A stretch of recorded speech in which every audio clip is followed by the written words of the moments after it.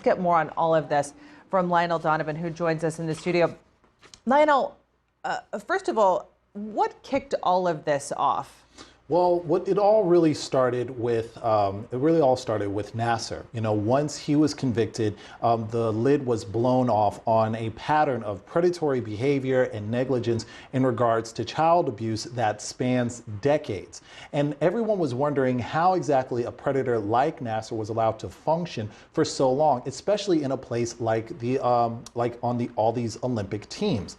And so the DOJ has been taking a very close look at how these organizations function and how they interact with the athletes, many of whom are underage and children. And it's not just the Olympics that the DOJ is looking at, they're also looking at the FBI to see what their response was to reports of Nassar's abuse going back to 2015 and 2016. So as I was saying, the DOJ is just looking very, very closely to find out exactly who dropped the ball and how widespread child abuse could be allowed to flourish for so long in these Olympic organizations. What might come out of all of this, Lionel?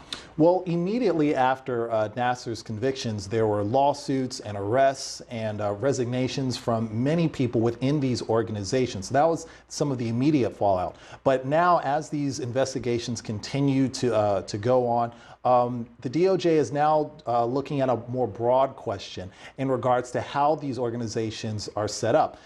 Because you have a lot of young people, you have a lot of children that with dreams of like going to the Olympic podium, and they're being fed into these systems with almost no decision making or any sort of recourse, and they're under the almost complete authority of coaches and Olympic committees and other athletic governing bodies. And so the DOJ is wondering if the U.S. Olympic system by nature is exploitative, and if that's the reason why the Larry Nassars of the world are allowed to flourish and function in these systems.